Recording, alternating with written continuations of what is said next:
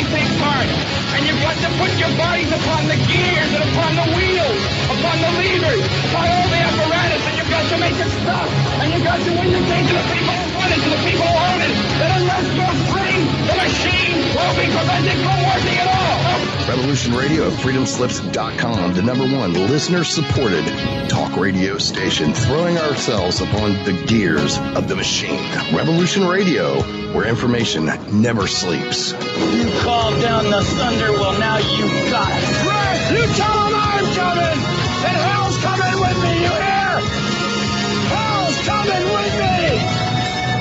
Revolution Radio!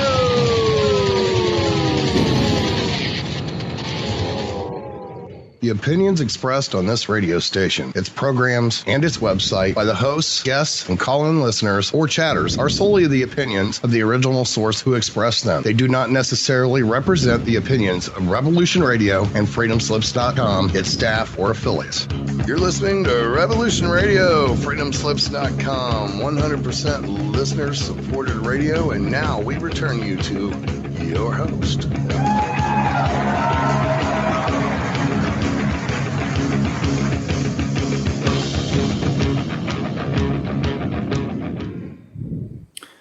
Hello everyone, I'd like to welcome all of you back to Ohio Exopolitics. I'm your host Mark Snyder. We are going to be talking about the Billy Meier case, and the reason I spend so much time on this case is I think it's the greatest source of wisdom on the planet, and I'm going to hang in there and try to convince you of that if at all possible. Billy is a 81-year-old man. I believe he's 81 years old now, and I was told, I think it was last week or the week before, that he's written 65 books, and that's a lot of books. And one of those books is called The Might of Thoughts, and I've read it over and over again, and it's a book you have to kind of dissect and break apart. And it talks about the brain synapses and learning to a degree. I mean, it doesn't go into this in super depth, but I've done a little bit of research on the side, and we'll get into why that's even important. And it's important because your thoughts affect your blood chemistry. And your blood chemistry is the key to your health. So if you have good, what Billy calls good neutral positive thoughts, your blood chemistry will be healthy.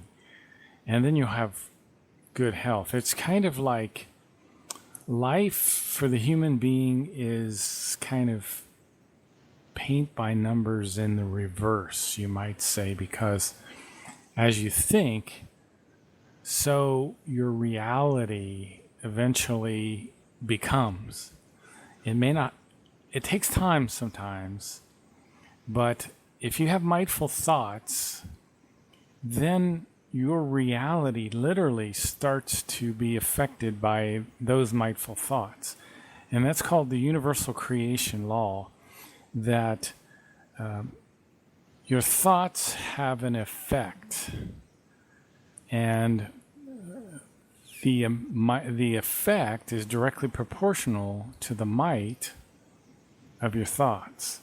So if you're having very scared and very depressed thoughts that are very intense, that are very mindful, you will have eventually very scary and very bad circumstances in your life. Because eventually the circumstances of your life flow out from your thinking. And we don't believe that. I never believed it either until I read this book. But it's literally, you are the forger of your own fortune. You're the master of your own destiny. You create your own good luck. And I'm going to have to, I think, hold back on my volume a little bit because I'm getting a little too intense here. So, the body is plastic. In this case, it means it's easily shaped and molded. The body is said to react to the thoughts which are tended and nurtured. So, And to nurture means to encourage growth or development. Particularly repetition is your best tool. And you need to make neutral positive thoughts habitual. And if your thinking becomes neutral positive, and when I say neutral positive, I'm saying you're confident, you're optimistic, you're relaxed, you're cheerful, you're enthusiastic, then those thoughts, if you do them consistently, they can become habitual. And then pretty soon, unconsciously, you're confident and optimistic and relaxed and cheerful and enthusiastic. And this kind of becomes a fixed way of thinking. Now, unfortunately, most people think habitually negatively. And old habits are hard to break and new habits are hard to form because the behavioral patterns that we repeat are imprinted on our neuro pathways. And there's a great YouTube video out there called How We Learn Synapses and Neural Pathways, and maybe you can read or listen and watch that video later. It's really something special. There are tiny gaps in the pathways or connections in our brains, and these are called synapses. And for us to learn something new, an electrical signal has to jump across the gap called the synapse. Well, if you're repeating something that's very good for you, like telling yourself you're confident or you're optimistic, those little electrical signals are jumping across that gap called the synapse over and over again. And the more you do that, the more the electrical signals jump across that gap, the easier it is to do that sort of thing. So the gap between the two brain cells is tiny, and however, the first time that electrical signal goes across requires the most effort. So if I'm talking about things tonight that are new to you, you're going to have to put the most effort into learning that. So the first trip across the synapse is the hardest. And moving across these gaps in the brain becomes easier and easier. So that's why you should repeat to yourself, I'm confident, I'm optimistic, I'm relaxed, I'm cheerful, I'm enthusiastic. I'm the master of my own destiny, the forger of my own fortune. I create my own good luck.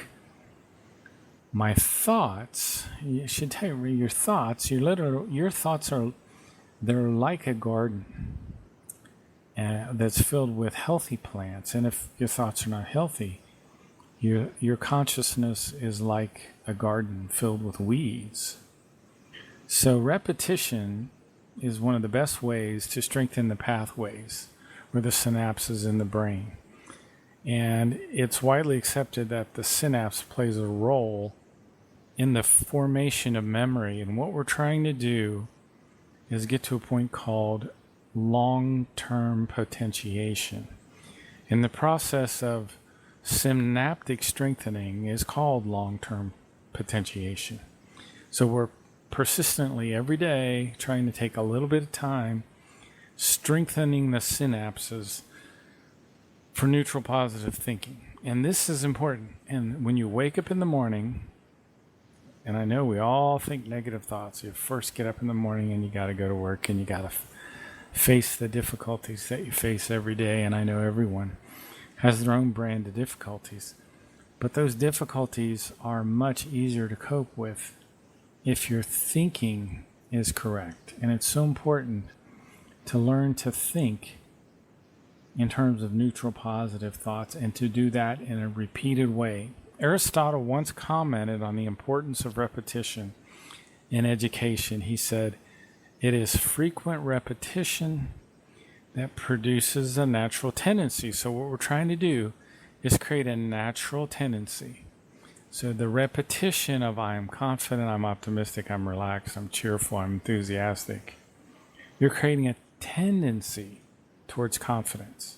Most people don't have a tendency towards confidence. Most people think of themselves as oh, I'm a failure, or oh, I'm not attractive enough, or oh, I'm not smart enough. You've got to start to reverse those thoughts. And it's the constant drops, and this is an old saying, constant drops of water make a hole in the stone. And what happens is you hammer these things in through endless repetition, where the human being starts to learning through constant repetition. And everything imprints itself. So that's the key here in the book, The Might of Thoughts. We're trying to learn very much in this lifetime that we have, and it's critical that we do that. Your purpose of your life is your evolution, your consciousness evolution. And one of the things you want to build up is certainty in your knowledge. And it's so strange. I'll just comment. Yeah, there's a guy I listen to a lot, or sometimes, occasionally, Joe Rogan. And it's so interesting to listen to him talk to Eddie Bravo. I don't know if you guys listen to these two. They go back and forth. Eddie Bravo he's a famous Brazilian jiu-jitsu guy. He's got this chain that goes all over the world of gyms. And he's actually Joe Rogan's Brazilian jiu-jitsu teacher. But Eddie Bravo is a very independent thinker. And he comes up with these new moves in jiu-jitsu, and he takes old systems and he kind of switches them around and makes them more effective. And he's beat the best guys in the world in jiu-jitsu from Brazil. He's just really good. But he thinks outside the box. And Joe Rogan thinks inside the box. So it's very, very interesting to hear the back and forth between those two. Because what you need to do is to be an out-of-the-box thinker, to be an independent thinker. And what we're doing in this program is learning how to train our minds through applied knowledge and repetition so that we get to practical experience, we get to proficiency, we get to living experience, we get to know-how. Repeated self-lived experience and self-tested experience leads to wisdom. So as you repeat these things and as you can do them more and more, you'll gain repetition. So once you learn things, and this is what Billy's, in the book The Psyche, it says this, I'll read this to you, it says, repetitions belong to the study, meaning that which once learned and read should be repeated often. This is only because through that there can be a permanent realization of the learned knowledge, and it will be ensured. Okay? So it's not what you just got in your brain from reading. It's what you have repeated and repeated and repeated that will give you your most benefit. A lot of people, and Dr. Bruce Lipton talks about this, is people read his books and then they go right back to their old behavior and they can't help themselves because they have not programmed their subconscious. So it is advantageous through repetition. You can do it aloud, you can do it softly, and it will become conscious knowledge. It will be whole, and it will have a completeness. Your thinking will have a completeness. And this will be consciousness-based knowledge. So if you engage in self-recital, this represents an effective exercise in articulateness and will be very advantageous in many situations. One of the things, when I first started doing this, it was when I was studying Billy's information on love, which had a tremendous impact on me. The first time I read it, it's like, wow. It just like instantly rewired some things. Or it connected some synapses in my brain that were trying to connect, but just never could. So, and one of the passages was Love is the highest principle in all creation, and through it everything exists in absolute logic. And over the years, the many years, I've meditated on that over and over again, trying to gain a complete or more of a complete understanding. And it was very uplifting to me because subconsciously, my deeper parts of my brain understood, and they were immediately uplifted. And my conscious mind has been struggling for months and years to truly conceive of and understand what that means. I mean, the Wesenheiten of the universal consciousness it radiates love. It's just this juggernaut that continues to evolve, and love is the highest principle in this universe. But it is no father figure. It has no personality, and the expression of its love is through its creations. And there's an incredible splendor in nature. And this splendor is the visible expression of the love of creation. So the Maya writings will rewire your mind. And his more, what you might call his more down-to-earth stuff, becomes most effective through constant repetition. And you will be able to comprehend and retain these things much, much better. But what most people do habitually is what Billy refers to on page 150, which is nurturing unclean, pessimistic, wrong, sick, bad, and negative thoughts. And when you do that, listen to your feelings, because your feelings will turn and they'll be unclean, pessimistic, wrong, bad, negative, sick. And eventually, if you continue thinking these pessimistic, wrong, sick, bad, negative thoughts, your whole life will be influenced negatively, and your body will be impacted negatively. So if you have impatience, if you have uncontentment, that will lead to hate and anger, and it will eventually negatively affect your liver. Angry people most often get liver cancer. So you have to control the very origin of your thoughts. And thoughts arise from ideas and views and wishes and desires. But you have to affect the very origin of your thoughts. So your psyche, which is your material consciousness, in part, your psyche is even immaterial to a degree, but I don't want to get into that. But the psyche can become degenerated in one form or another from either a negative imbalance in your thoughts or even a positive imbalance. But most people aren't so positive that they're affected that way.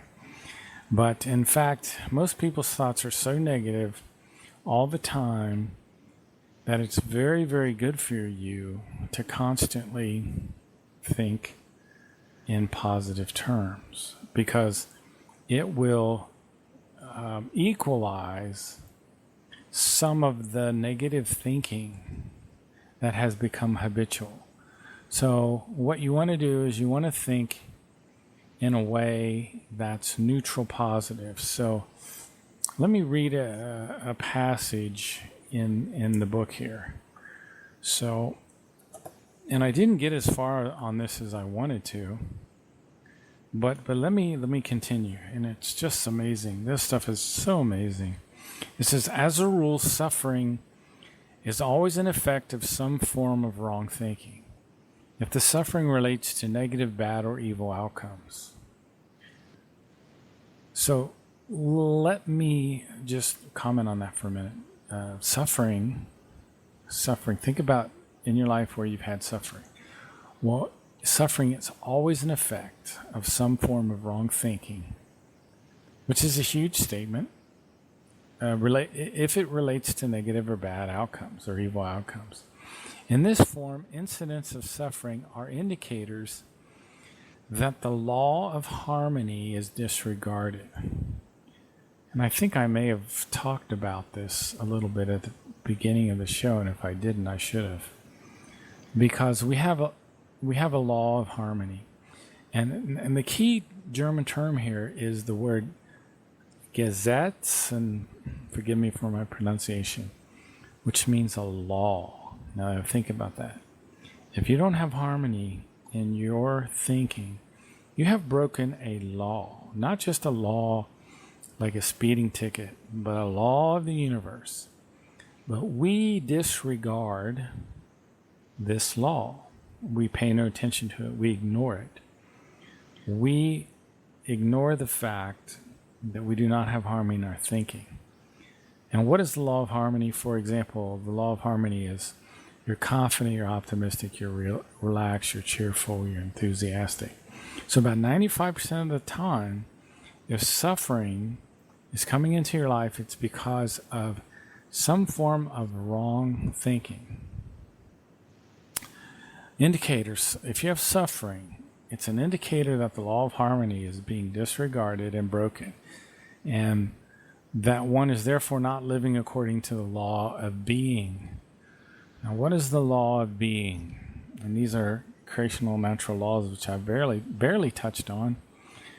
The law of being is something that's directed at progress, love, peace, knowledge, wisdom, joy, and true inner freedom. So that's the law of being. The law of harmony is, again, that harmony in your thinking. And so the law determines that the thoughts must be progressive and neutral positive equalized in order to be integrated in this form in a neutral positive equalized way into the law of causality, and indeed the law of cause and effect. So if you're not paying attention, if you're disregarding the law of harmony, and you're allowing turmoil to start to brew up in your thinking, this will lead to suffering. And your spirit form knows this. What did Semyase say? She said, we all have a spirit form that never dies, it never sleeps. It will tell us if our thinking is right or wrong if we've learned to pay attention to it. And my observation, and somebody please prove me wrong or explain it better, my experience is always that I have a feeling that's negative. If I've said something, if I've done something that is not neutral positive, I will have a negative feeling, and that negative feeling is always stark. I notice it, and it's like a red flag, which tells me, whoa, I've gotten out of line here. So this is a process that takes place where you start to purify your thinking by being able to identify thoughts that are not harmonious, that are negative. That means that everything which is useless, wrong, and unclean must be burnt out and eliminated from the thoughts. All impurities must first be burnt out of it. And before a human being's Wesen can be pure and luminous, it must also be cleansed of all impurity. So self-created suffering is only ended when the human being in his or her thoughts, those thoughts become pure, enlightened, neutral, positive. And his or her thoughts in a pure, enlightened, neutral, positive way can come to fruition. So we have to shoot for harmony. Wrong thoughts will result in a self-created suffering. Now I'm going to read a passage from one of Billy's books I seldom talk about. It's called The Goblet of Truth, and this is on chapter 22, line 13. It says, "It is necessary that you live in ample harmony with the powers that are in you and around you, as well as with the disharmonious powers that stand in contradiction to them." Now, let me tell you, the negative and the positive are two forces that belong together and should never be separated. So if you have a negative in your life, you have to live in harmony with this disharmonious power.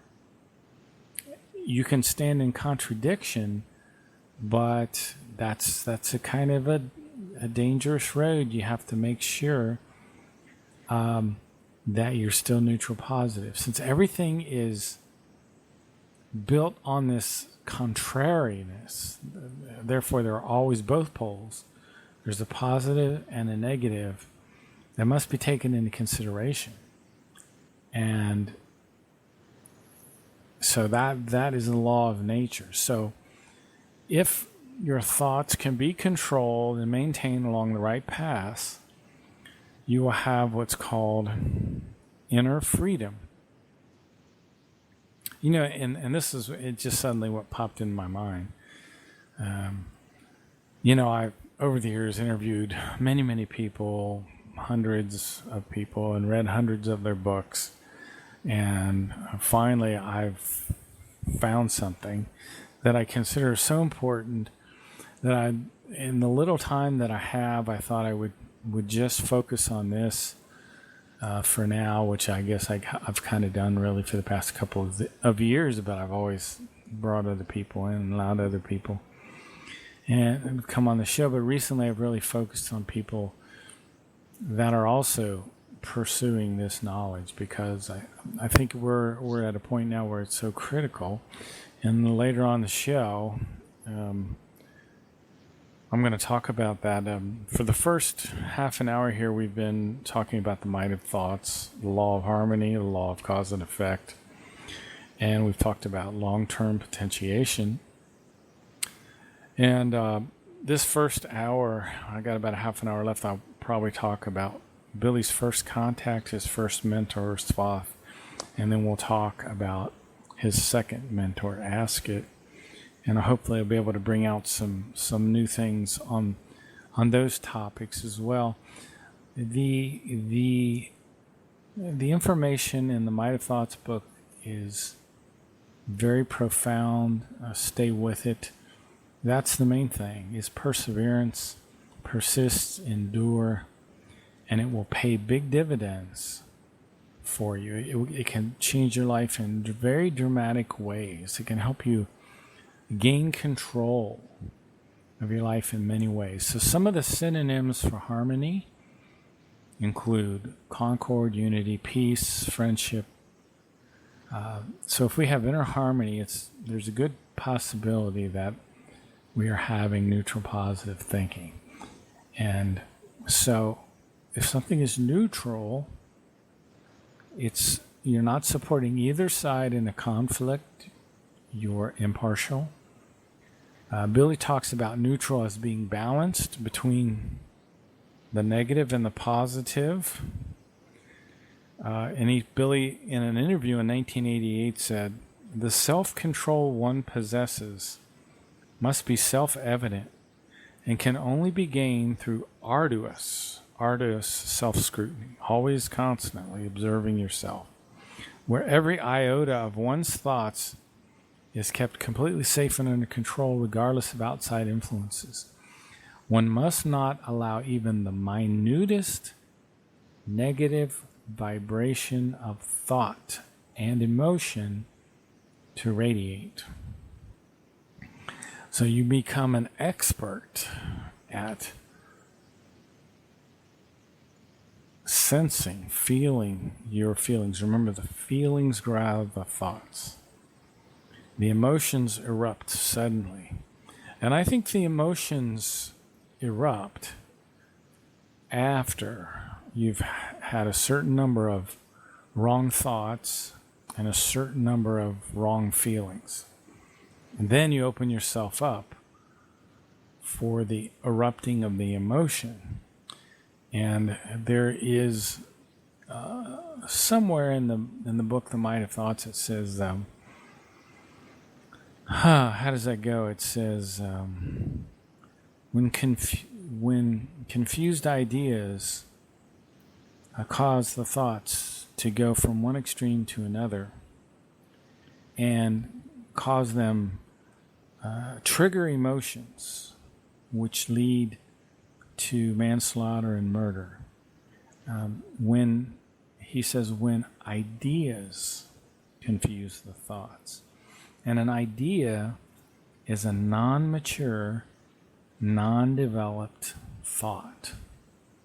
So beware of your ideas, I-D-E-A-S, because they lead to confusion. That's very interesting. Your incomplete thoughts lead to confusion, and the confusion triggers emotions. So particularly if you're under some kind of pressure from an outside force, pay special attention to your thoughts and make sure that they're neutral positive. And this takes a level of effort. The term, and this is probably the last thing we'll say about the might of thoughts today, and you might have to listen to this beginning section multiple times for it to really start to make sense to you. The term cognition is a collective term for all processes, manifestations, and structures which are associated with the conscious and unconscious perception of anything. And there's a lot going on in the unconscious mind as well. So I'm going to move on and change topics. And believe it or not, this will be a little bit lighter. Billy has had a very unusual life. Edward Albert Meyer, he's 81 years old. He lives in a tiny mountain village in Switzerland, about 35 to 40 minutes east of Zurich. He has written 65 books. He's had contact with extraterrestrials. And since he was a very young boy, his first mentor was a man named Svoth that used to land his strange pear-shaped craft in northern Switzerland back in 1945. And he would take young Edward Albert Meyer up into a ship and teach him many, many things. And let me read a little bit for you from something called Svoth's explanation. So imagine young Billy, 5 years old. He's been lifted up into the ship by an extraterrestrial who had something like a spacesuit on, almost like a diver's suit, without a helmet. A man with a white beard and white hair. A man who was almost 1,000 years old. A man who was related to Billy, not in this lifetime, but in previous lifetimes. And we all have previous lifetimes. So this is Svoth talking to young Edward Albert Meyer, who again is about 5 years old. This is back in 1945. He says, "Edward, listen very closely to what I have said to you. It is not for no purpose, rather for certain reasons, that the series of our meetings has come about. This cause for the argumentation leads back to determinations which lie very far back in the past, and according to which during the time of your present life you are fitted into a certain task." So this determination is very far back in the past. See, Billy had been a teacher named Nocodamian in his previous lives, and evidently Svoth may have been associated with Nocodamian during one of those previous lives. Then it says here, you are fitted into a certain task determined by yourself. Edward Albert Meyer is called the universal prophet in the Meyer material. That means he's incarnated on other worlds to be a teacher. And he does this and has done this repeatedly. It says here, as was the case repeatedly in your spiritual line of reincarnations in former lives and in other personalities and bodies. Now, we spent a lot of time in the last month talking about reincarnation and what that's all about. It's very fascinating. It's very strange. The nature of the universe, from my perspective, and that's because I probably had a lifetime of wrong thinking. But to me, the Wesenheiten, the universe is very strange, very bizarre. It's full of wonder, but it's not what I expect. It's always, to me, amazing. So let's continue here. This is Spoth, and he says, in order to fulfill the mission of a proclaimer and to bring to the whole humanity peace, true love, freedom, and unity, as well as open, unencrypted knowledge of the spiritual matters and that which pertains to the creational laws as well as wisdom. So we were talking about the creational laws regarding harmony and being and cause and effect earlier, and how those creational laws help your life, or you have trouble in your life because of these creational laws if you don't abide by them. Now remember, the law of harmony is a law of nature. So you thinking in a harmonious way is a law of nature.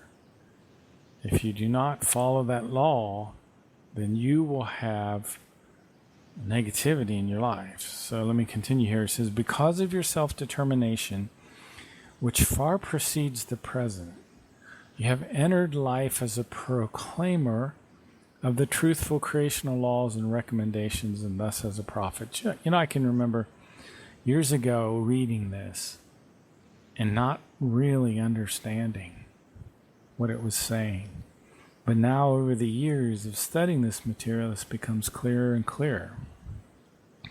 Whereby, however, you take up your actual mission and fulfill it when the time has become ripe for it. Namely, with the date of 28th of January 1975. So I guess that's the official beginning of Edward Albert Meyer's mission, which is in 1975. I can remember, I think the 70s were one of the most incredible times. There was so much innovation and so much creativity in the 70s. Let me continue. It says, until then, you will be rigorously learning in many countries of the world with different teachers who are informed about your arrival. And this is interesting because some of these people that Billy met with in his travels through the Middle East, they knew about his arrival. And let me continue. And you have been in connection with me for some time, or will be in connection with me in the time to come. As with all really great proclaimers and sages who have taught here on the earth since time immemorial, and have brought the entire humanity the teaching of the spirit, peace, love, knowledge. So Billy has been Enoch, Elijah, Isaiah, Jeremiah, Emmanuel, and Muhammad, and in his lives on the earth. You have also been born an inconspicuous human being, which is really interesting. As with all genuine proclaimers and sages, you will also first have to learn very much before you will take on and fulfill your task at your predetermined time. And I have to think about the people in the UFO community that have this weird blindness, that have not looked into this material. And they go to the conferences, they talk on Ancient Aliens, which is, I think that's a pretty good show. I enjoy it myself. But almost never do you hear about the Meyer writings and the Meyer teachings. On Ancient Aliens last night, they were talking about Val Thor. And if you haven't ever read that, there's a book called Stranger in the Pentagon. You should read it sometime. It's a pretty interesting book, and it really profoundly touched me when I first read it. And I hadn't had any of the Meyer material. And now that I've read the Meyer material over the years, and I come back and read stuff like that. I'll put it to you this way: I generally don't go back to it. There is no motivation to go back to it. So let me continue here. It says, thereby you must, however, consider that you have to endure a quite adventurous and hard life, often full of privation. From the year 1965 will still increase in a form which will demand very many powers from you in every regard. And this is a little boy. He's 5 years old, and Swath is telling him next about his wife. He says, this will particularly lead back to your spouse. And Billy's first wife was very, I don't know what the words are, vicious in some ways. Billy suffered a lot. It says, which you will meet and marry in the named year, and which, however, is inevitable and will be very closely connected to your mission. Hence, your marital step is therefore necessary, because your true powers, which you need from that time onward, will only be built up through this path which you must take.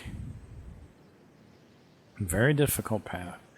Realize, nevertheless, that everything concerning this which intrudes on you will be merciless and absolutely inevitable. So he had to endure some very, very difficult things.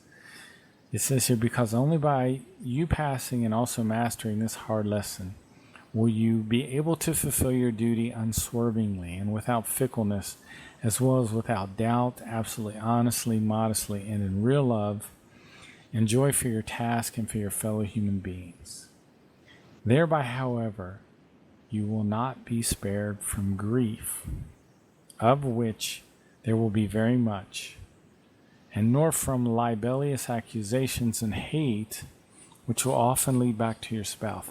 Billy has suffered so much hatred, 22 attempts on his life, and he's still attacked over and over again by the UFO community in a very strange way. And one of the things that, not Askit, but Semyase talked about is the materialistic thinking.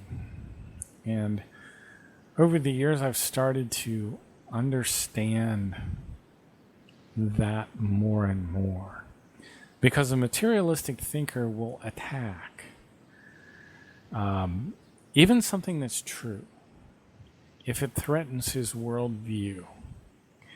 And he will be against that which can help him greatly because of his wrong thinking that has become so entrenched.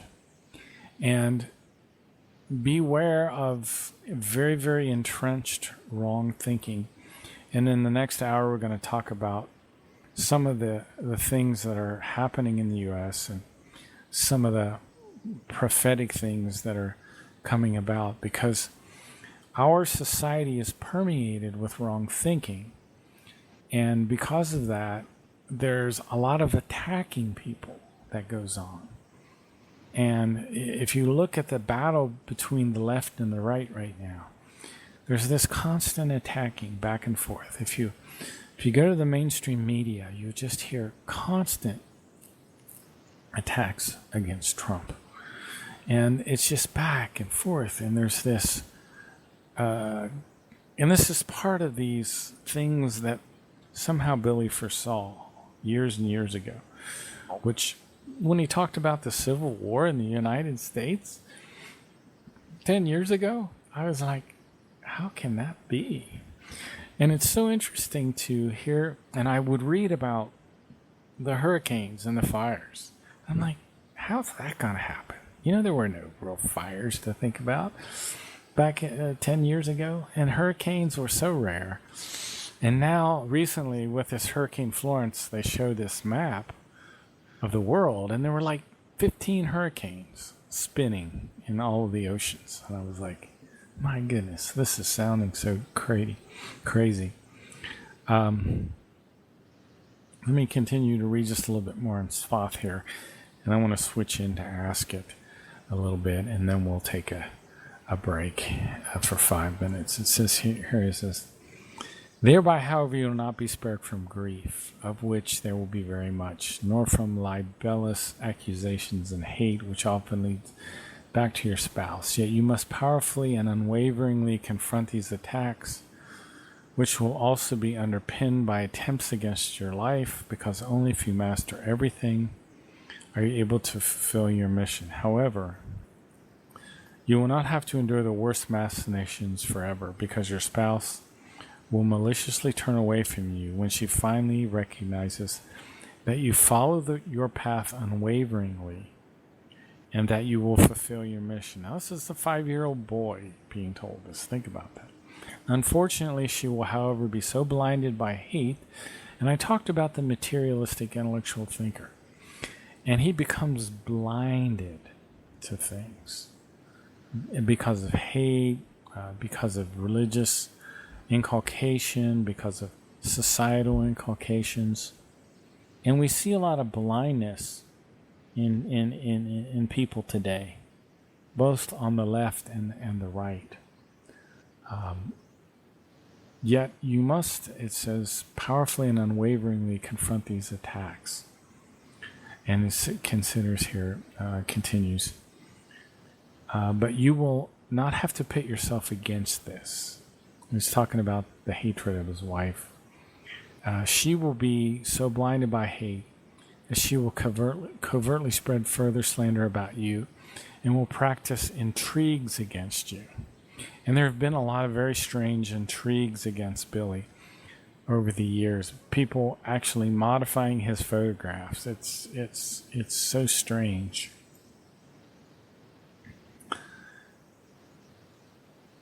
Well, let me switch gears. The first 15 years of Billy's, or how did that go? First 11 years, from Billy was about 5 years old to he was about 16 years old. He had these contacts from Svath. And then eventually he had contacts from Asket. And Svath was related to Billy's previous lives. Asket was also related to Billy's previous life. And he talks in this contact about seeing her and it impacted him, and he knew her, but he didn't know how, and he couldn't connect the dots with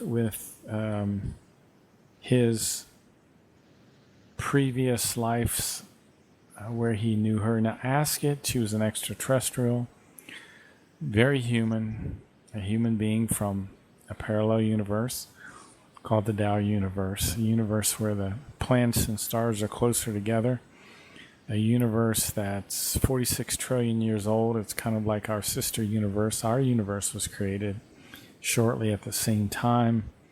Asket's people are called the Timmers. They're more advanced, not only than us, and they're more advanced than the Plejaren in very many technical ways. And they developed a way to pass from one universe to another without damaging either universe or without damaging themselves. And she came back to the Earth and to our universe from about 1953 until about 1964 or 1965. So Billy's 16 years old, and I'm going to hopefully go through this pretty quickly because I feel bad I've talked about it so many times. It's a fantastic contact, and Billy got to travel very quickly from Switzerland to the Middle East and eventually into the Great Pyramid. And he saw a group of extraterrestrials there called the Giza Intelligences. He saw their very large craft that was deep inside the pyramid. So I just want to read to you a little bit about Asket and him going over the Great Pyramid and down into the Giza Plateau. And it says here, we plummeted down into Egypt to the pyramids of Giza. But why I did not know yet, because until then Askit had still not said a word to me about that. So also I did not know that this was to be the actual beginning of the mission which had been passed to me. I was not left unclear for very long about precisely which place the goal of the flight would be, because already in the next moment the tempo of the descent diminished quite rapidly without me feeling something myself, and now the sinking became a gentle floating down to the Great Pyramid, which I had very well in my memory from many pictures, the Pyramid of Giza, and I recognized it by the gigantic animal human, which stood as a statue not far from the Great Pyramid, and we sank exactly towards this animal human object, the Sphinx. Now, the Great Pyramid in Egypt, according to Maya information, is 73,000 years old, and there's a great debate among the experts. Some people say, oh, we think this might be over 10,000 years old. And the reason we know this is because of the weathering on the Sphinx. And they know that there's water erosion, and they can see clearly there's water erosion. But the mainstream people think it's only about 2,000 or 4,000 years old, and it can't be more than that because, well, that doesn't fit into their worldview. They got this whole worldview that's built up on wrong and incomplete information. Well, the Great Pyramid is actually 73,000 years old. It's tremendously ancient. And there were people on the earth in the past that were very, very advanced in their technologies. And this destroys religion. It destroys our view of history. It changes everything. So it's being fought tooth and nail by the materialistic thinkers. And there's this great war that's going on. And it's an information war. And if you're seeking the truth in any way around it, you're a part of this warfare. So, and this is food for your understanding, what we're going over now. So, let me read a little section to you here. It says, we left the ship. By now they're getting out of the ship, which I likewise now see, and which stood so majestically next to the Sphinx. And according to Askit's statement, could not be seen by anybody. The ship was completely invisible, had some kind of cloaking technology. So they consider here, and they continue, and they eventually end up going into an entrance into the opening of the pyramid. Through these long, musty passageways, we walked in twilight through the interior of the pyramid. Then it was so dark that I could not recognize anything. And I wondered about the fact that I did not collide with anything, and that Askit found the way in spite of literally what they call Egyptian darkness, which means pitch dark in the English. You know, they've also discovered a new passageway in the Great Pyramid that's like, it's big as the Empire State Building. So eventually they came to this giant stone, something called an ashlar, that just faded away. And they walked through this opening and eventually through this passageway, which they saw a giant spaceship deep below the foundation walls of the Pyramid of Giza. Billy thought he was dreaming. He pinched himself several times. And deep below the Pyramid of Giza, we actually, a discus-shaped spaceship, 300 meters in diameter. That's like almost the length of a football field. So, and there was a little plateau over to the side. There was a very heavy and large ancient wooden Y-shaped cross. There were 3 rusty hand-forged nails, and he saw blood on these nails. He saw what you could call a crown of thorns, abnormally big thorns, that's also had a red-brown coating on them. He saw a wooden rod, a blackish, about a 2-meter rod, a purple-colored cape. He saw pearls and glass stones. And Billy, even at this young age, I guess he must have known that this was the perfect replicas of Emmanuel's things. And he remembered what Sfath had once told him, that the Christian religion is just as much an irresponsible, evil piece of work for the stupefaction and enslavement as humans as are all the terrestrial religions. Now, this was even a difficult thing for Billy to completely absorb. Billy's only 16 years old at this time. And he's seen one of the most amazing things of his entire life. And eventually, Askett will explain all this to him. And it took 2 full days for Askett to explain this whole thing and what it meant. And this is a writing called Askett's Acquaintanceship. This contact occurred in 1953 and was on the 3rd of February. This translation didn't occur until 2009. It's very, very interesting, the timing of all this. It's about the time I started my show, believe it or not. So, very, very interesting things have occurred here in the timing of all this. What we're talking about here, the people that were there were called the Giza intelligences. This was the secret lair of the Giza intelligences, also called the B'Phath. And this occurred 25 years before the eventual mass arrest of these extraterrestrial humans, and they were deported by the Plejaren. Billy's contacts are called the Plejaren.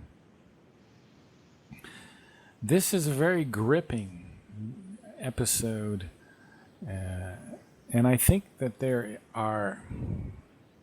a book, and I don't know it's what book exactly. That this is one of Billy's 65 books. This is a part of one of Billy's book. It's probably still written in English, and this is kind of an excerpt. This is a contact. This is only pages 303 to 308. And I think a lot of this information is also covered in one of Billy's books. And if you've ever... Billy's books are very convincing if you're not a materialistic thinker. You know, people are convinced by different things. If you read his writings with an open mind, you will be astounded by his writings because, again, they're the greatest source of information on the planet. If you want to learn, if you want this information, you will, once you start to study it, it will start to affect you not only consciously. If you read it in the German, it will affect you profoundly unconsciously, but I pick up German words here and there, and I think it slowly also affects you unconsciously. And one of the things that I think you will notice very much is you will look at the world in very much a more logical way. You will not be as subject to your emotions as you used to be. You will be more confident, but also at the same time more aware of danger and of other things, because you will be also more neutral about things. You will lose interest in frivolous things, and you will learn to focus your mental faculties very, very much. I think we got about 2 minutes before the break. And in the second hour, we'll talk about, I think I might read a little bit from the Talmud of Emmanuel, but I'm going to talk, my plan was to talk also about the deep space platform that orbits the Earth. The collapse of the U.S., which is supposed to start here in 2020. We're going to, if we've got time again, we'll talk about Agharta and the blue-skinned people, and a little bit about Adolf Hitler and the Holy See. Another thing that's gotten more and more interesting to me is Adolf Hitler and the Third Reich over time, because they were so brilliant. They were just, if circumstances would have gone differently in World War II, I think our society could have benefited so much if the Germans hadn't been bombed out of existence. I think if we could have somehow had an intermediate peace and allowed the culture that was there. I mean, of course, there were big problems in terms of violence and prejudice and things like that, but there was also a kind of clear thinking during that time. During World War II, a clear thinking, a genius that could have changed the world if it would have been allowed to develop. And I often wonder, we always look at the Germans and Hitler as the epitome of what is bad, and I'm not sure that that's the case. So we should be coming close to the end of the top of the hour here, assuming that everything is working okay at Revolution Radio. So I'll continue just on for a minute, but we'll talk about Adolf Hitler. We'll also, I think I'm going to read a little bit from the Talmud of Emmanuel. But what I'll go ahead and do here is start on reading a little bit about the Talmud, since I'm never quite sure what's going on with Revolution Radio. This is just between you and me and the world that's listening, or the world that will listen to this. So, what is, or who is, the ruler of the human species? This is kind of a side tangent, since we're going a little long here, I think, in the first hour. When there is talk concerning the extraterrestrials, or the extraterrestrial Ishwish, as the ruler of the human species on Earth, no tyrant, Gewalt ruler, is to be understood by ruler, as has often been understood in the Earth human sense since time immemorial, as a result of the tyrannical power, the Gewalt of such rulers. Gewalt is a German term that deals with violence. There's no real term in English for this. It's a violence which is more profound and more intense than any violence that we know of. It says, in the case of the extraterrestrial, a ruler of the human species, it does not concern a ruler who exercise tyrannical power, or a ruler who exercise might, and it does not concern a dictator, a lord, or a regent, but rather a JHWH, that is, an Ishwish, connected with the people, who only acted according to the will of the people, and who also led these in wisdom and taught, and was an important advisor. By virtue of his office, he could also present suggestions to the people, which he could then carry out with his helpers, when it was the will of the people.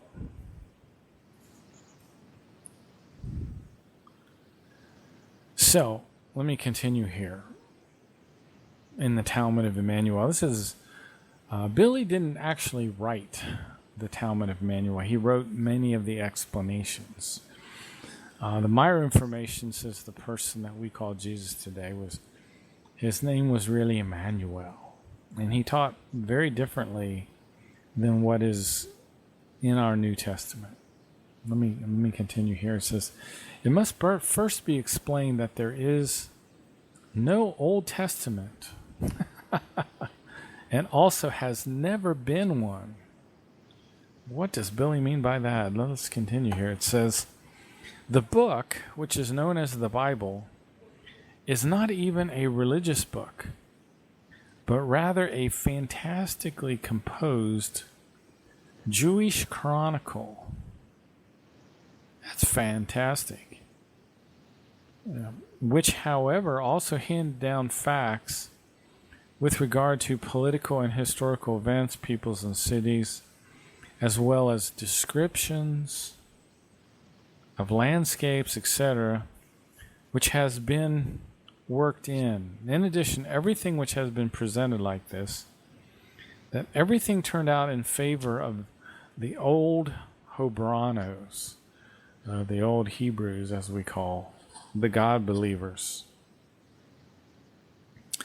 And altogether, the Bible has no relationship whatsoever to the so-called Christianity or to the so-called Emmanuelism, as Emmanuel's teachings was the spiritual teachings or the teachings of the prophets, which he offered for the understanding of human beings in accordance with his time. The existing books, the Bible and the New Testament, must not be taken as ideas, because these concern pronounced irrational teachings. And Billy, he just drops bombs. Because both works are not directly connected with the effective truth as it is deposited in the storage banks. Well, Billy has this term called effective truth. And the effective truth is the truth, and it's typically, the effective truth is fairly simple, fairly direct. And the storage banks, our universe has storage banks where your thoughts and your life experiences go. The planet does too, the solar system does, the universe does. The real facts look completely different than what the two falsified works mentioned want to make belief-driven Christians believe. And this is Billy talking about the teaching of Emmanuel. The first scroll with the teaching of Emmanuel was written by Emmanuel's disciple, Judas Iscariot, who was later maliciously accused as Emmanuel's traitor. In truth, however, it was not he who was the traitor, but rather a Pharisee's son called Judas Iscariot, who by the order of the priests crept into the circle of Emmanuel's male and female disciples as one supposedly interested in the teaching. The first records that Judas Iscariot made concerning the teaching of Emmanuel, however, were stolen from him by the Pharisee's son Judas Iscariot, and were sold to the priests. This scroll, however, was then destroyed by the priests after the nailing of Emmanuel to the stake. After the loss of the scroll, Judas Iscariot made a second one. Emmanuel's teaching, which he taught, was the teaching of the prophets, which leads back to the origination of Nicodemian, who was off-world prophet. Even the second scroll, which Judas Iscariot made, found no dissemination. That means it didn't get passed on, I guess. So this is the scroll that was concealed in Emmanuel's tomb cave, which was later discovered by Billy and Issa Rashid. Consequently, the whole thing never reached the public.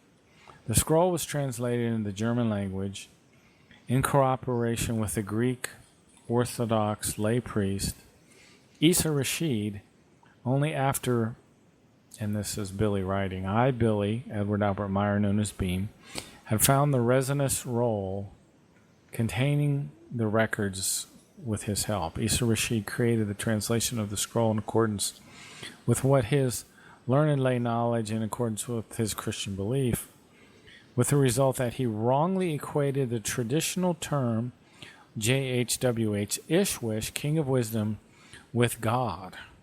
And if you read the original Talmud, all the passages dealing with God are very confusing because it's misunderstood. Just as he also left out the fact that also a number of female disciples followed Emmanuel, and he did so because this fact was foreign to him, and it did not fit into his Christian belief. So this was the problem with the whole writings of the Talmud, the translation, of the Talmud. And Isa Rashid did not do service to what was really, really there. So it looks like I'm not going to get a break for this show for one reason or another. I'm not 1,000% sure that the connection to the server is still good. I can see that my Skype connection appears to be normal and we're still recording, so I'm going to roll with it. And we're going to talk about the deep space platform next. And I was watching a show last night about there's something called the Black Knight satellite. I think they call it that. It's a satellite that's been orbiting the Earth in a polar orbit, not a hemispherical or equator type orbit.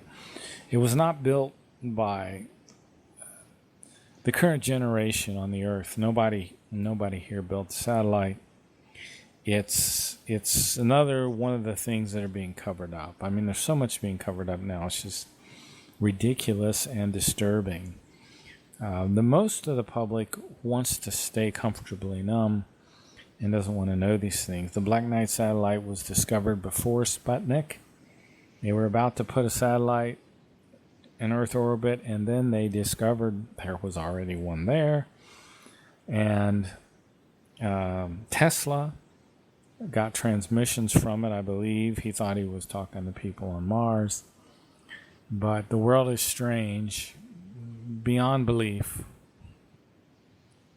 And there's something called the Defense Support Program, or the Deep Space Platform, as it's sometimes called, is a fact that we, the people of the Earth, are continually monitored and surveyed by what's called the DSP satellites, stationed and circling in space around Earth in a geosynchronous formation, which guarantees that the planet is thoroughly surveyed around the clock, 24 hours a day.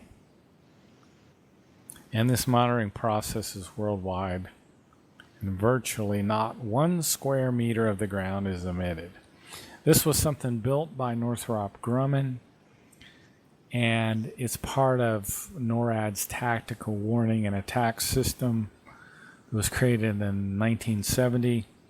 It's called the Deep Space Platform by insiders, and it has the capability of monitoring and locating far more than objects in the airspace around the Earth. We are facing a futuristic total control of every human being on the Earth. We have an Orwellian nightmare that's coming to us. And with the DSP monitoring system, America has taken the first horrifying futuristic vision of total control of humanity. And the vision signifies that terrestrials, us, we will not be able to take a single step without being observed and controlled by this monitoring system, which would eventually entail the implanting of a coded chip. You've heard about the chip. We're all supposed to get one. It's still part of the plan. Even the most private things that you do are observed. Indisputably, this technology was not invented by people from the Earth. Now, this is shocking. We, technologists and engineers, reversed engineered UFOs, respectively extraterrestrial spacecraft that had crashed in the USA. We took them apart, we retro-engineered them, and a lot of this stuff has gone into the deep space platform. And this is in Figure Bulletin number 2. If you're a Meyer person and you're saying this can't be true, well, it's in Figure Bulletin number 2.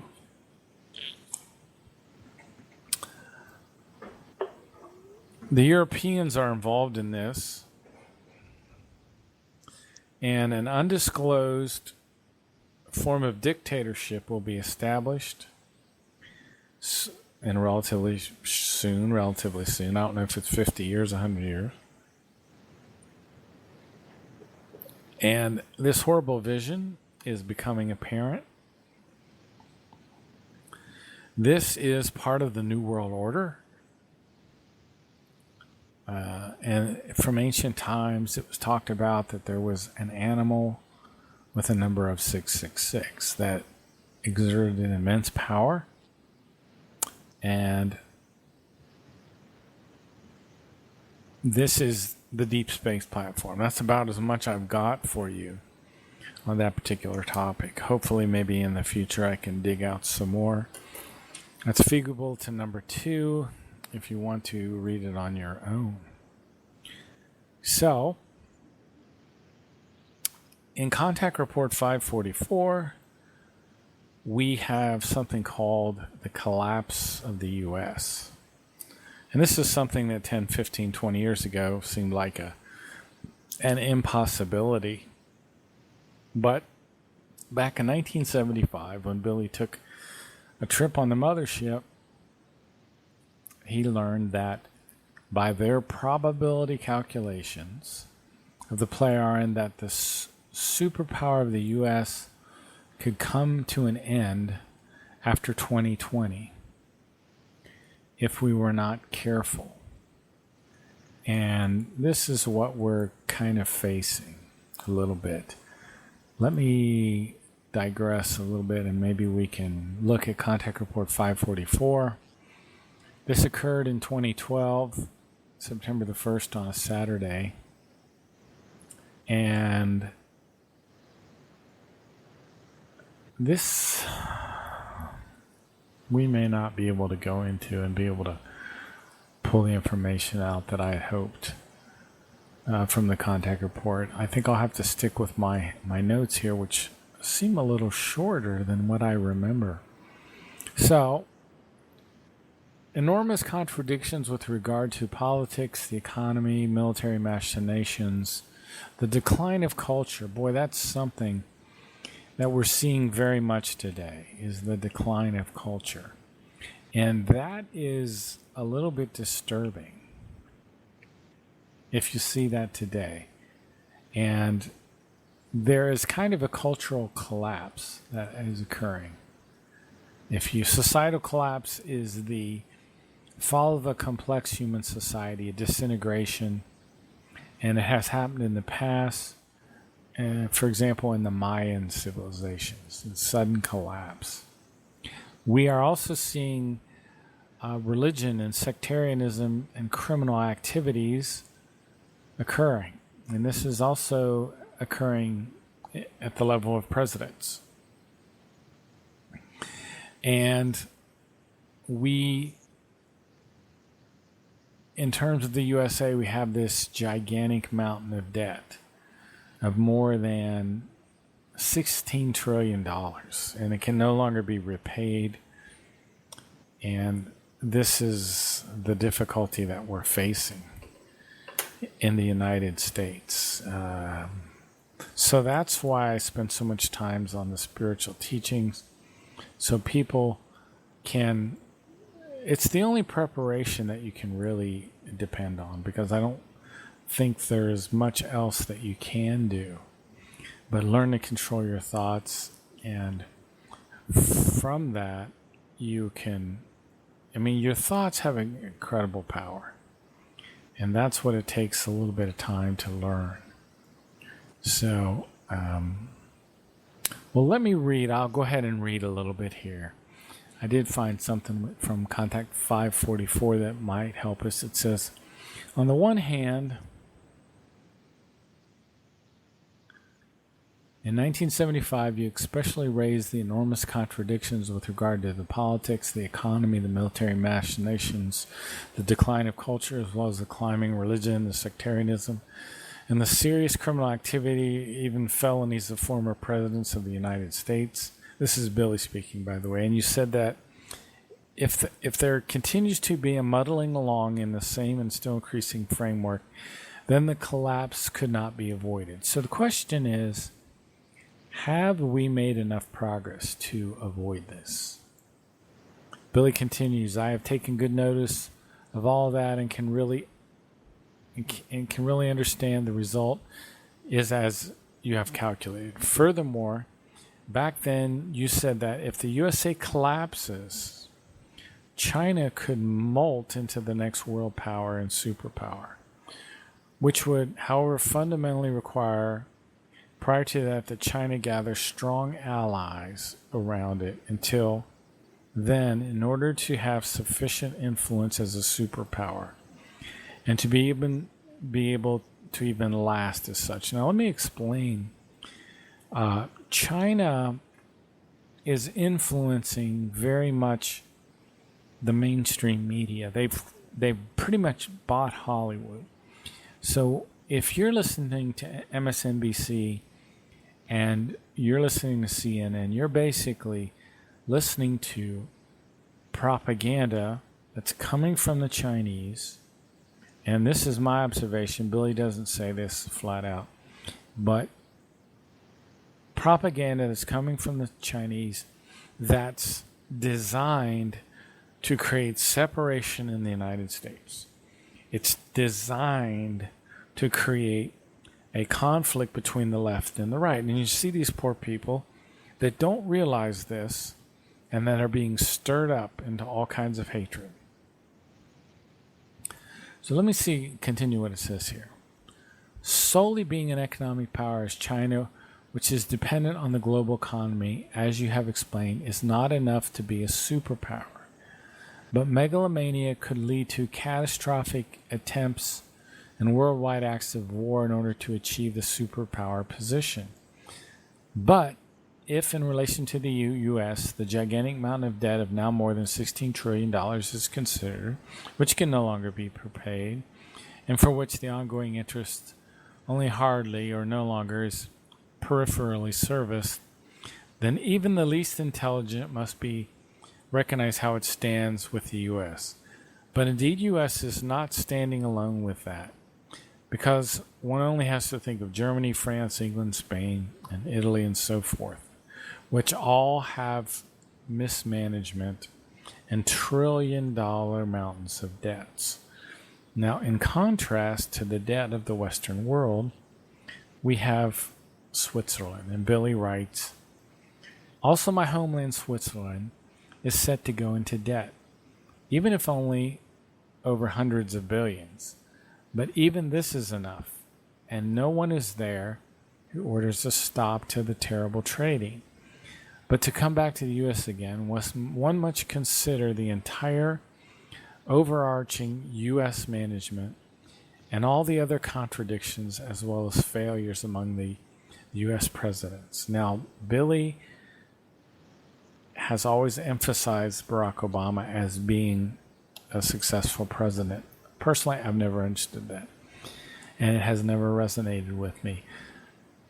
But that's my opinion, and it could be wrong. You have explained in regard to that the whole of the relevant body of thought and action does not find its origin with him, meaning Barack, but those who practically force him to give his orders and signatures according to their will and desires. So there's a deep state in the United States that controls even the presidents.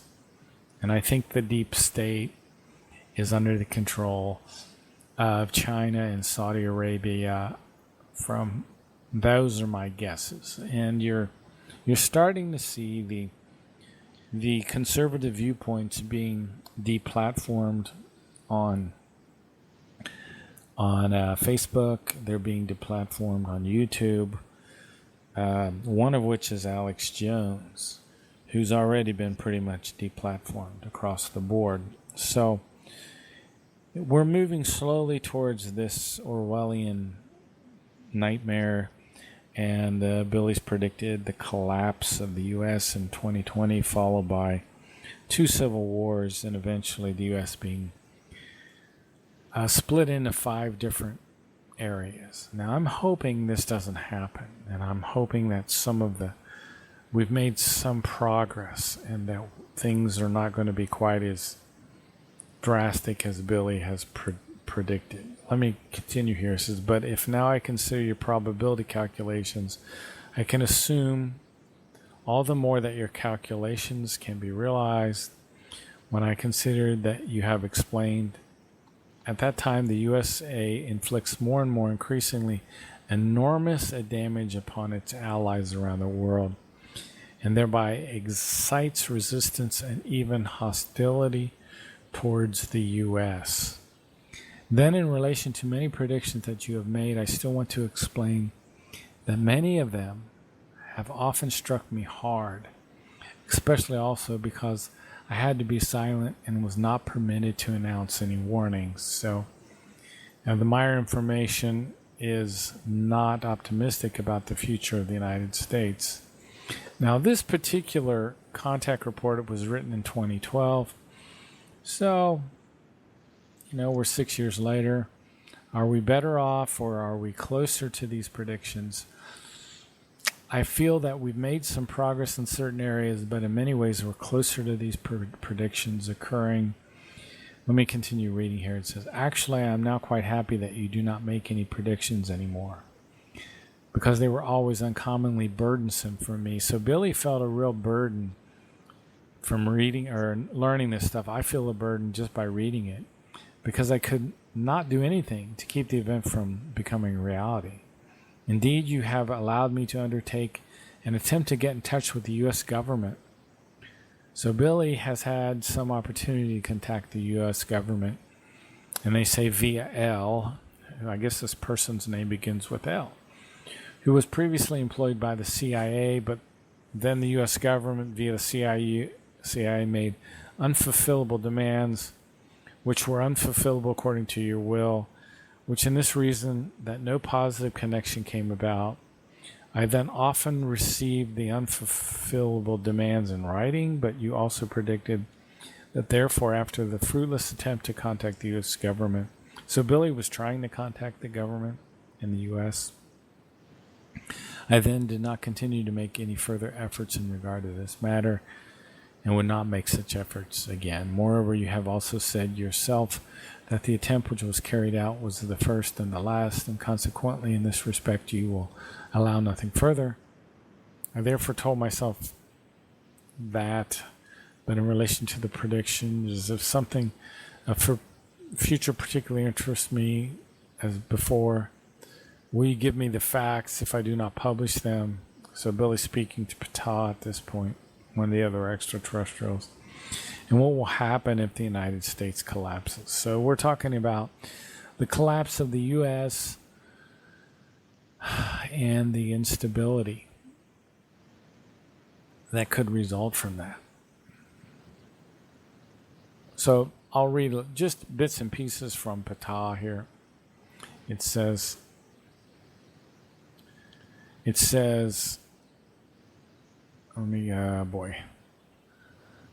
for much of which he wants to achieve in the form of positive changes, or that which he has achieved for the direct welfare of the poorer segments of the populations, etc., etc. However, that which results if the USA should fall into ruin indicates that, under certain circumstances, a dictatorship of naked Gewalt will arise. Now, I do feel, and this is my own leaning, and I lean more towards the right than the left, I feel the left actually will put a dictatorship in place. And you'll see the loss of the freedom of the press. You'll see the loss of the right to bear arms. I don't think that Trump is the fascist side. I think it's the left. That's my personal opinion. A dictatorship with naked Gewalt will rise, which has already begun to emerge for years.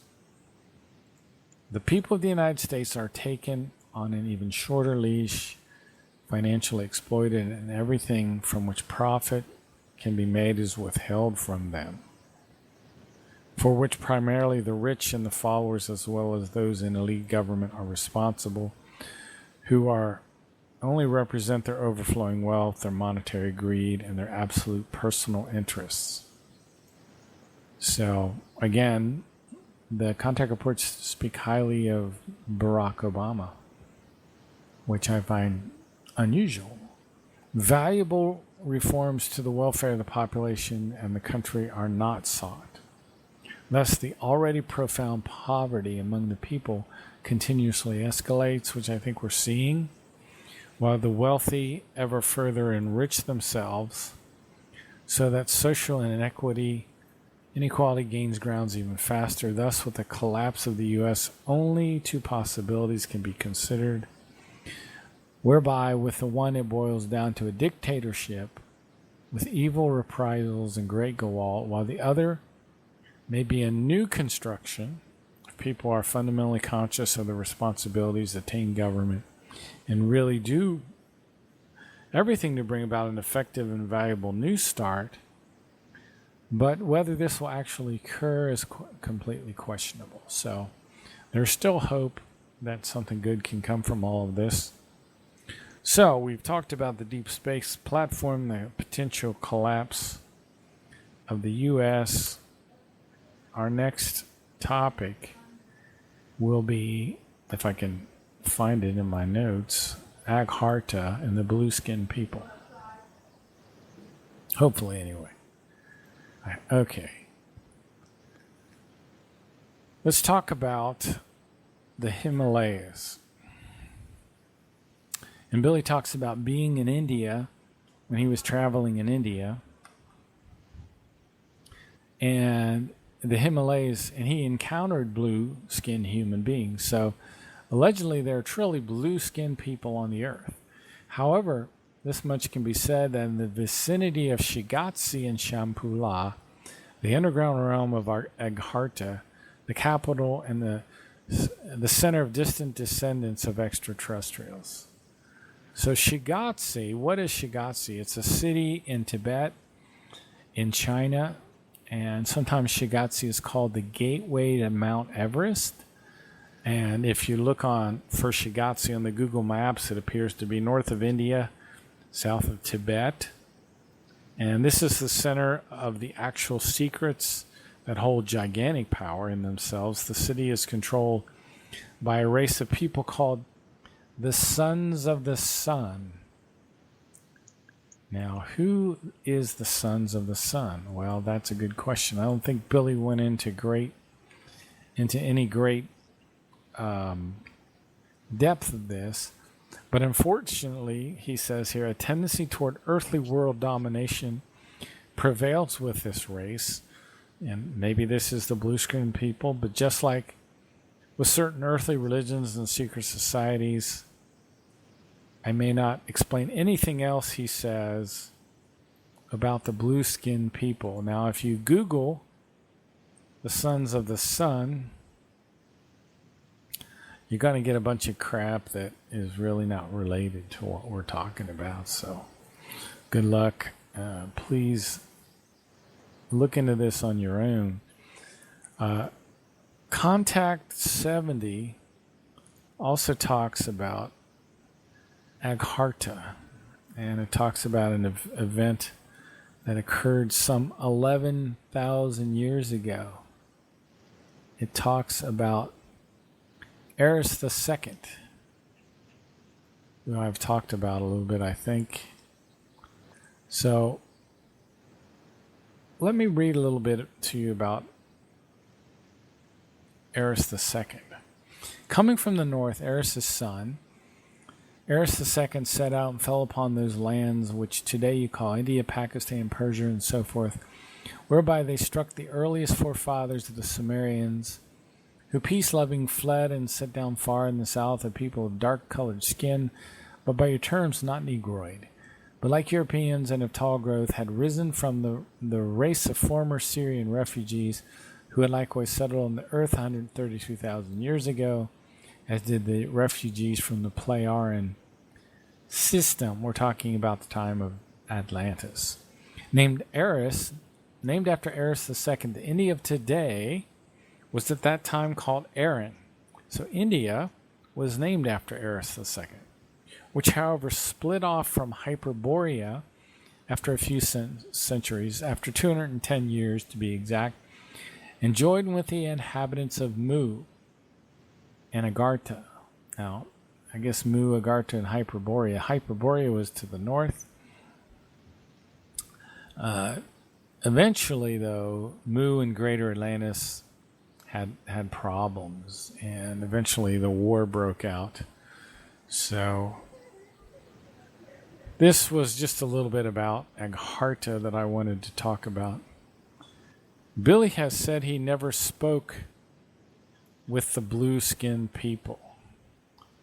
So there is one little page on the Future Mankind site about the blue-skinned people. And the blue-skinned people, he says, I do not believe they are part of the mission. So he hasn't said a whole lot about them. I always thought that was kind of interesting. He said he has seen them on his travels, and the blue-skinned people, again, are not associated with the mission in any way. And they have emigrated to what's called the Pleiadian Federation. So what is the Pleiadian Federation? That's a good question. That's a whole bunch of planets that I think are associated with the Pleiadian themselves. So that leads us to our last topic for this evening's show, which is Adolf Hitler and the Holy See. So what is the Holy See? It is the ecclesiastical jurisdiction of the Catholic Church in Rome. And it's somehow related to Hitler. So there were two popes who got their hands dirty with the Nazis.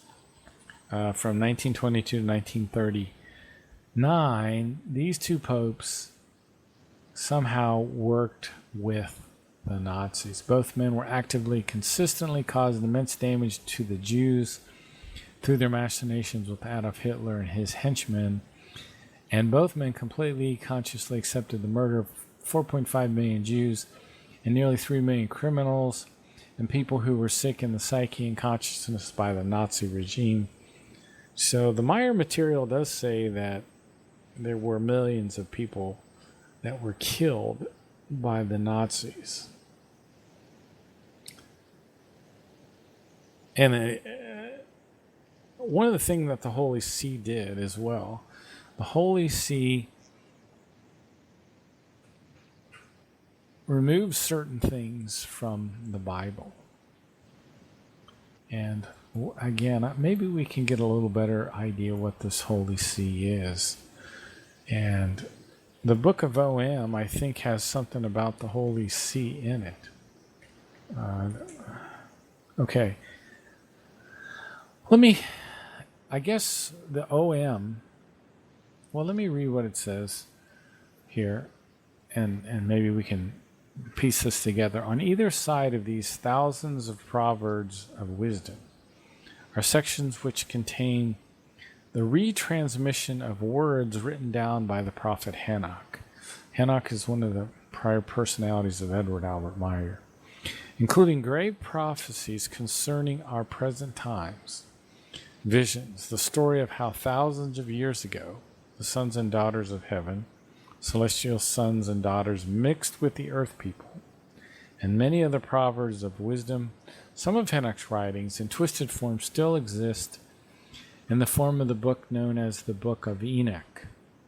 Billy Meyer says the Book of Enoch was the oldest and most important book in the Bible, which was removed and condemned as being heretical by the Holy See. So the Holy See in Rome is this group of elite within the Catholic religion that decided what books went in the Bible and what books didn't. And so a lot of the books, I guess, that went into the Bible were also modified according to the Holy See's view of things. So we talk about the human far travelers from the depths of the universe, the beginning of the canon in which Enoch's words are introduced. It says here, and I'll read this to you. And this is part of the OM. Again, I'm following Morado, which is another one of Billy's 65 books. It says, "This is the book of the words of truth that is revealed to you as the teaching of wisdom, and therefore as the recollection and direction for your life, so that you have no fear in your breast if you are the righteous one. And yet, on that, let yourself be warned, and you change to the righteous if you are the unrighteous one." And the story is written much in text and books of earth human, yet many things are falsified so that the truth is lacking. So what we're talking about is the Holy See and how they took many of these ancient writings, had a lot of truth, talked about the ancient high-tech cultures, talked about reincarnation, talked about life in the universe, but all of these things were removed by this group called the Holy See in Rome. Sometimes I think this translates as, well, what does Billy say about this? Is the Pope, the Holy See in Rome, and the Pope have always taken steps to build up or to save the erroneous cult religion of Christianity. Billy is so negative towards Christianity. In this connection, the readers need only to think of the Inquisition, which was ordered by the Holy See. Through those whose command millions of people in Europe were brutally slaughtered, tortured, and murdered. The number of murders on record committed by the Holy See amounted to 9 million during the Inquisition, while the number of undocumented murders adds at least another 9 million. So this is murder on a level that we cannot completely understand. So, very, very interesting stuff about the Holy See. It'd be interesting as more of this becomes apparent as we do more and more study of the Meyer material. So I kind of I got through everything I wanted to today. So I'm going to segue into one of Billy's books called The Way to Live. And we've talked about one of the creational natural laws that deals with striving. And striving, it says here, depending on the degree and the strength of the striving of any single vase, it will assert himself in the world, or prevail, or will fall, shatter, waste away, and come to an end and vanish. So, striving is like the second creational natural law. The first is the law of love. And it's interesting that you'll see as you go along in life these cycles that come in your life where you have to do a tremendous amount of striving. And I'm in one of those cycles again, and it's always a challenge. It challenges you to continue striving, and demands are made on you higher and higher that you think you cannot deal with, and then you just gotta keep focusing. Well, striving also goes beyond the life. Striving doesn't end with the death, as a human being may assume, because striving is also included in the death. The human being strives for the life and the death at the same time, because the Grim Reaper accompanies the human being to the new life and to the new striving. The death is an interlude between the two lives in the level of the realm of the other world. The other world is kind of this energy band around the planet. And when we die, our spirit form goes into the energy band around the planet. It takes our consciousness with it. There's something called the overall consciousness block. The consciousness goes in there, and it's processed down into what are called the essences of your evolutive forms, like wisdom and love and discernment. And your spirit form absorbs these, and it becomes smarter, more powerful with each lifetime. And this is a process which takes time.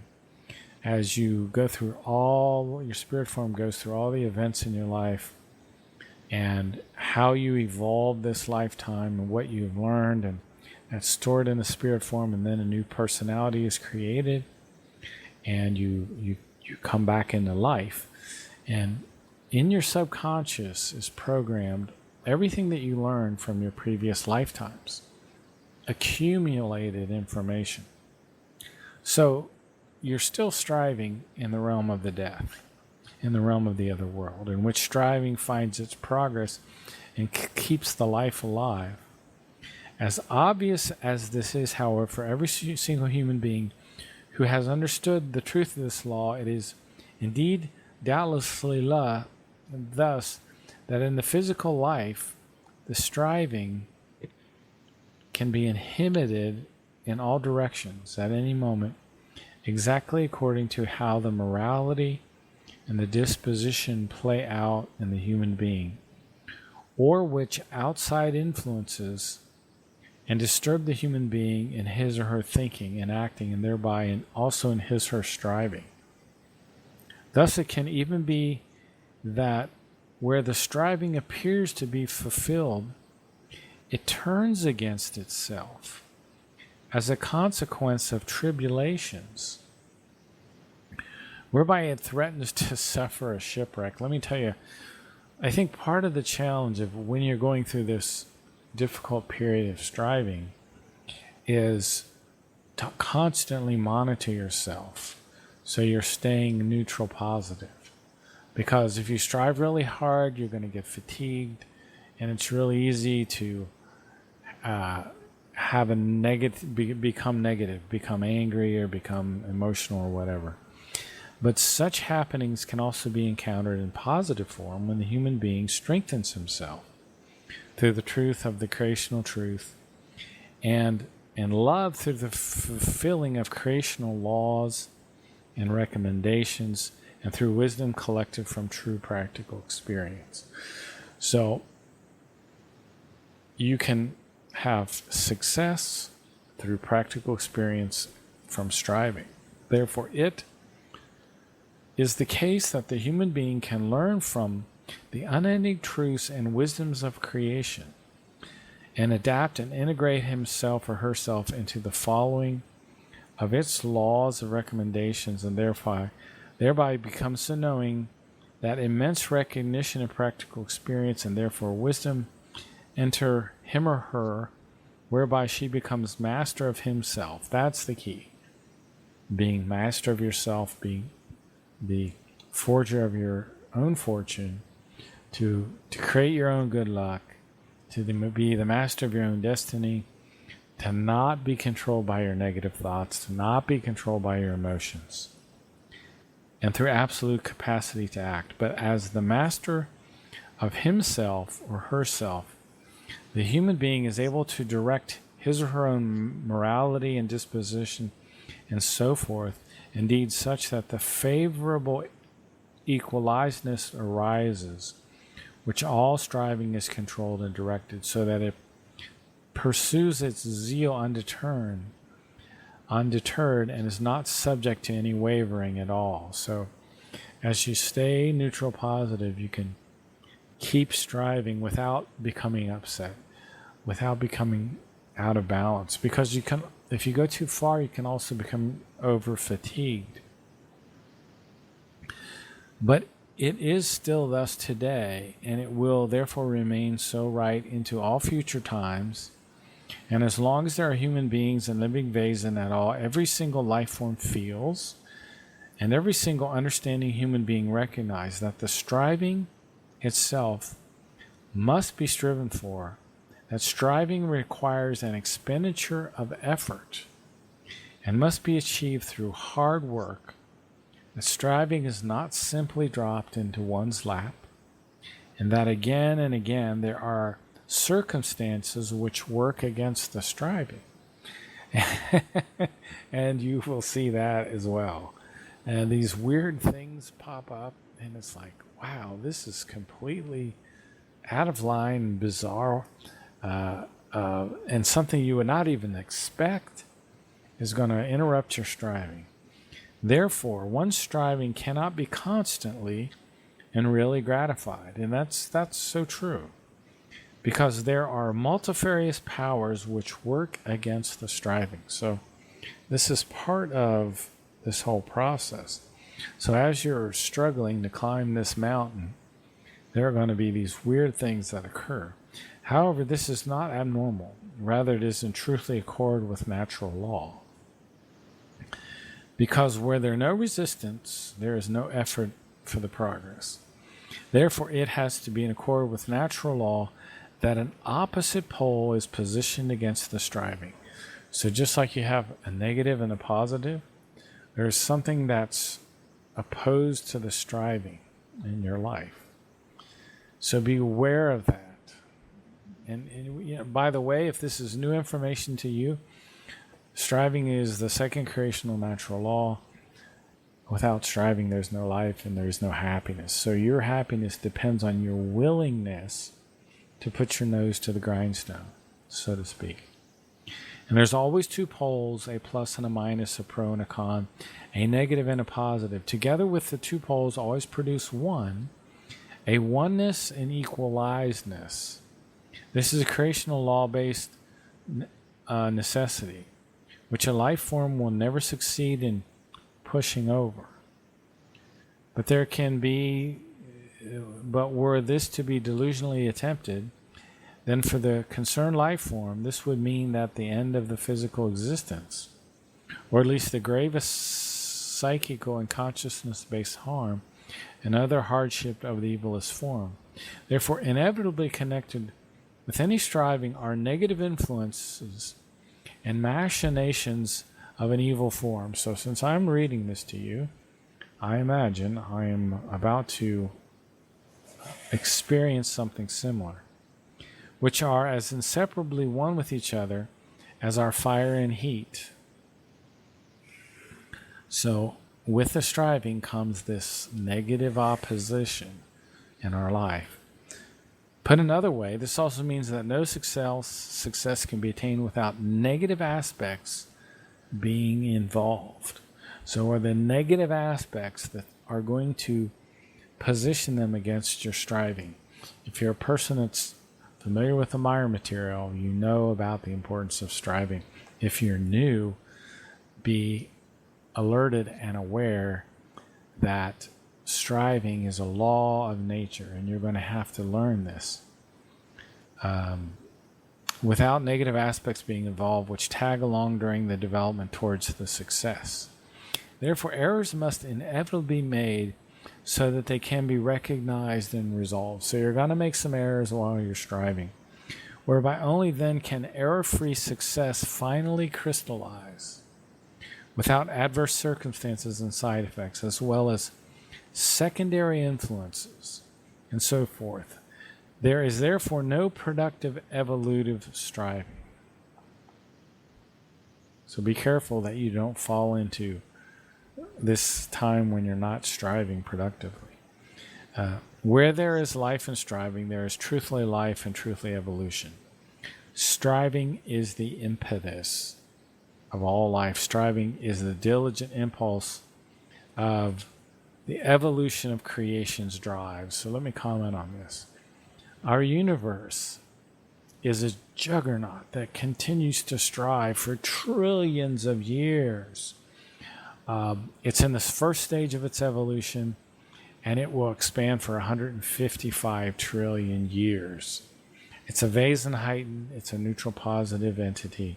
It's not a God the Father, it's not a Mother Nature. It has no personality, it radiates love. It is neither good nor evil, but it radiates love, and it expresses its love through the beauty of its creations. But it is a diligent impulse of the universe to evolve right up to the highest possible relatively absolute fulfillment. Striving is life right up to the absolutely fully developed being, which also finds no end in the death, because out of it the new life constantly comes forth, and therefore renewed striving. So if you're a person, and I've been guilty of this very much, who just as soon, live life on a warm, sunny beach somewhere, or something to that effect, and just kind of enjoy life and take it easy, that is probably not going to be the case. It is absolutely clear, and is nothing new to every rationally thinking human being, but in spite of this absolute clarity, nowhere on the earth is there even one single rational human being who has not once during his or her life asked him or herself, or will anxiously ask him or herself, whether there is indeed not a possibility of escaping the death. So we're going to do all this striving in the life, and we're not going to be able to escape the death, towards which the human being strives at his or her earliest beginning. And with the existence of his or her life, every single human being would have once asked him or herself, or will once ask him or herself, whether there is no way out of the unavoidable striving up to the death. Although this must remain excluded according to the all-embracing creational and natural condition striving, because even the death is included in the life, and in its striving for that which is higher and more absolutely developed. Thanks. This is Ohio Exopolitics, and we will talk to you during the next show. Have a great day.